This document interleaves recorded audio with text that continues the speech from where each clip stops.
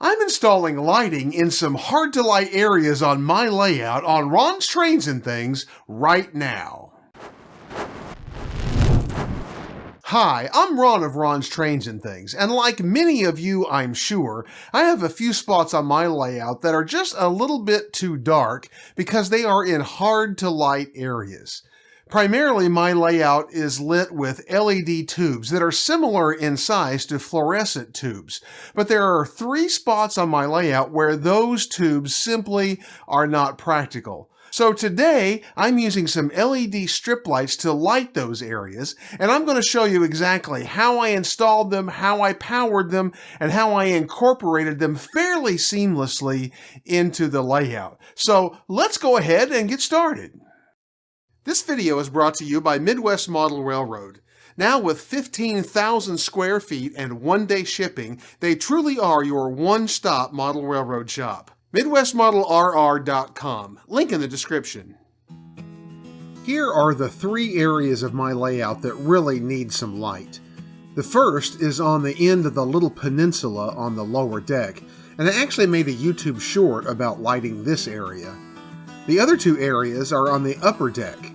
I have an air conditioning plenum that runs across this larger part of my layout, and hanging regular lighting under the plenum just wasn't practical as there isn't enough clearance, so these areas are shadowy and dark. To solve this problem, I'm going to use LED strip lights. The lights I'm using are 12 volt, which works perfectly for me as I have a 12 volt power bus running under my layout to power a variety of accessories. So I can simply wire these into that bus without worrying about stepping down the voltage. They can also be powered with an independent power supply. This set of strip lights has a color temperature of 5,000 Kelvin, which matches the rest of the lighting on my layout and is exactly the color that I like. Not too cool or blue, and not too warm or red. If you'd like to try this project for yourself, I'll link these exact lights in my Amazon Pick of the Week in the description below this video. The area on the peninsula could have lights hidden behind the upper deck fascia, so in that area I simply mounted the strips to some strips of masonite and mounted them to any part of the benchwork that I could find, and powered them as I will demonstrate in a few minutes. The areas under the plenum were going to be a little more challenging, as these would be visible and needed to be shaded from the aisle so as not to blind those viewing the layout. To solve this problem, I built a mounting strip with a small valance for each set of lights.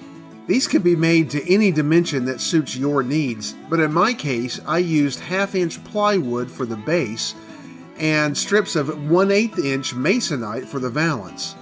All of these pieces I ripped to 2 inches wide on my table saw. I also cut some 2x2 inch squares to make end caps for the fixtures. I started by gluing the valances to the front edge of the plywood strips. For this, I used plain and simple carpenter's wood glue. It is simply the best adhesive for wood-to-wood applications, and it is designed for exactly this purpose. You don't want too thick an application of glue, but you do want good coverage. I store my wood glue in this condiment bottle, and I used it to lay down a bead of glue and then spread it with my finger to cover the edge of the plywood completely, but also to wipe away any excess where the glue was too thick. Again, a thin application will produce the best adhesion. I then adhered the masonite to the plywood, clamping it solidly and leaving it to dry for a couple hours. These quick grip clamps are fantastic for all kinds of building and DIY projects. I'll drop a link to them in the Amazon Pick of the Week as well if you'd like to check them out. I also glued the end caps on at the same time and allowed the entire fixture to dry for a couple of hours before continuing. On one side of the plenum, the scene doesn't extend all the way across the plenum, and I didn't want light shining down past the end of my benchwork, so I cut the light strip to extend just as far as the benchwork did, not the full length of the fixture. Watch where you cut your light strips. They have pairs of soldering pads at the spots where they can be cut, and cutting them in the wrong place will throw off the balance between the required voltage of the LEDs and the integrated resistors, causing real problems. In the case of these light strips, they have soldering pads and thus cutting joints every 3 LEDs, so they're pretty flexible with regard to length.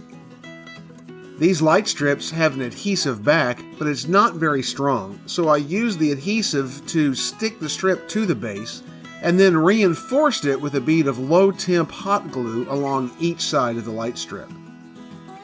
I followed the same procedure on the other fixture, but extended the light strip all the way across this fixture. I painted the back side of the fixture and the valance white to help reflect more light onto the layout.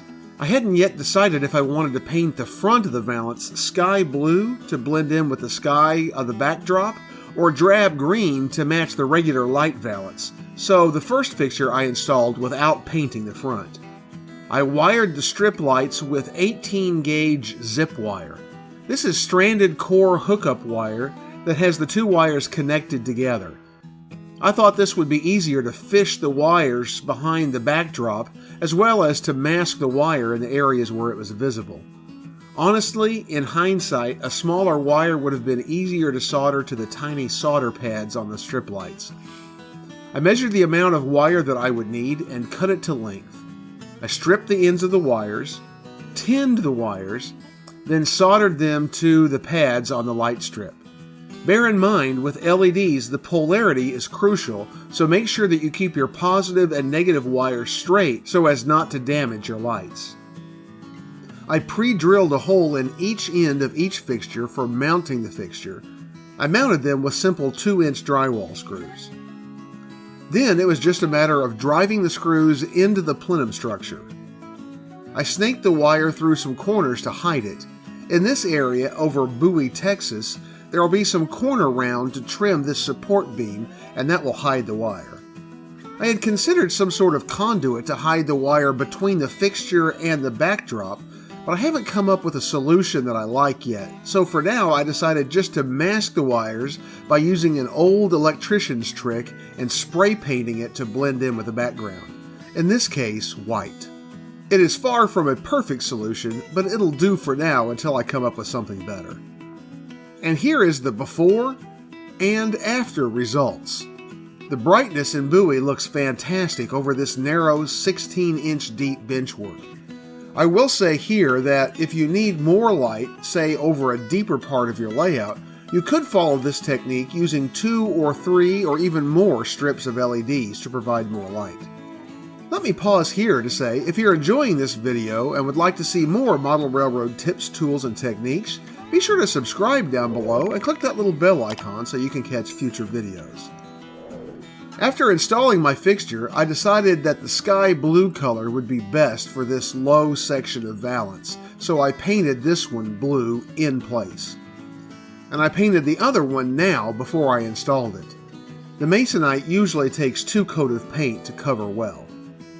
This angle is closer to eye level, and you can see how the new valance blends in with the sky backdrop.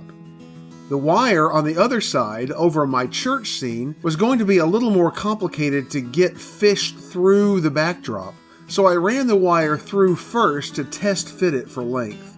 I then took the wire outside and pre-painted the portion that needed to be spray painted white against the ceiling. I made the solder connections as before, but I was working in a more narrow space and holding the wires in place was problematic.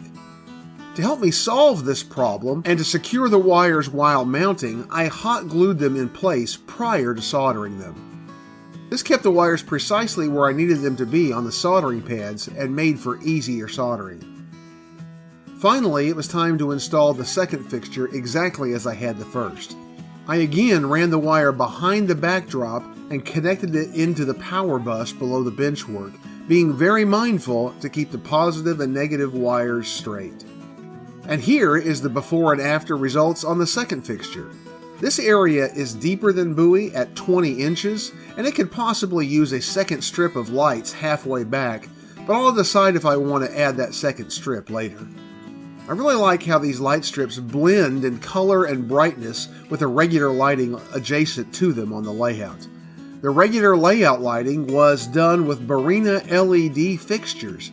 I made a couple of videos about how I installed those fixtures in different sections of my layout. And if you'd like to see those lighting videos and more model railroad content, check out the links on your screen. Look for my Amazon Pick of the Week, Micromark promo code, and more in the description below. And join me on Tuesdays as I bring you even more great model railroad videos. And I'll see you on the next video. 10, Lizzie.